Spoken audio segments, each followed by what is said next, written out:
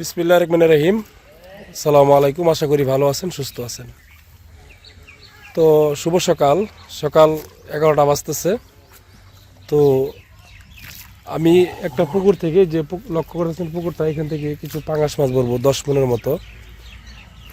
তো এই পাঙাশ মাছের পোনাগুলো কেজিতে হবে 15 থেকে 20 পিসে 1 কেজি। তো মাছটা আমি কীভাবে ক্যারি করি এবং কীভাবে বড়া হয় সেই সম্পর্কে পুরো A to Z আপনারা আমাদের সঙ্গে থাকবেন, আমি দেখানোর চেষ্টা করব।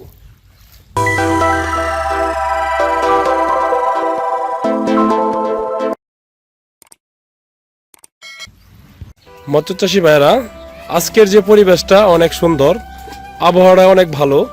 তো বিশেষ করে মাছের জন্য একটি খুব সুন্দর পরিবেশ। তো মাছ জানিং করতে খুব ভালো। তো খামারি ভাইয়েরা, যে আপনারা এখন লক্ষ্য করতেছেন, এগুলো হচ্ছে এই যে মাছের জাল আমরা টেনে ফেলেছি।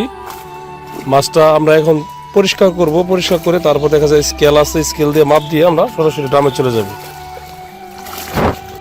তো আমরা এক খামারি ভাইকে 10 মণ মাছ দিব। 10 মণ মাছ খামারি ভাই অর্ডার করেছে। তো আমাদের যে পাঙাশ মাছের জাতটা লক্ষ্য করতেছেন, এগুলো হচ্ছে বোয়ালি জাতের থাই পাঙাশ মাছের পোনা। তো আমাদের পাঙাশ মাছ খুবই ভালো। পাঙাশ মাছগুলো থাইল্যান্ড থেকে আমদানি করা। এই মাছগুলো ব্রিডিং আমরা সংগ্রহ করে থাইল্যান্ডি জাতের মাছের পোনা বিক্রি করতেছি। আমাদের 50 শতক জায়গা, এখান থেকে মাছের পোনা 10 থেকে 12 মণ মাছ এখানে আছে।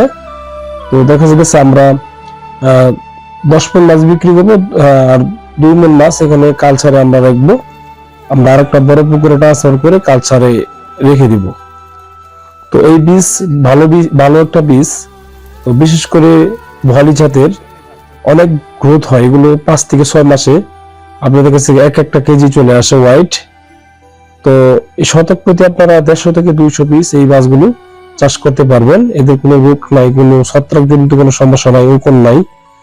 তো খামারি ভাইরা, ভালো জাতের পোনা যদি আপনারা আমাদের কাছ থেকে নিতে চান, তাহলে আমাদের স্ক্রিনে দেওয়া নাম্বারে অবশ্যই যোগাযোগ করতে পারবেন। তো আজকে এই পর্যন্ত, সবাই ভালো থাকবেন। আল্লাহ হাফেজ।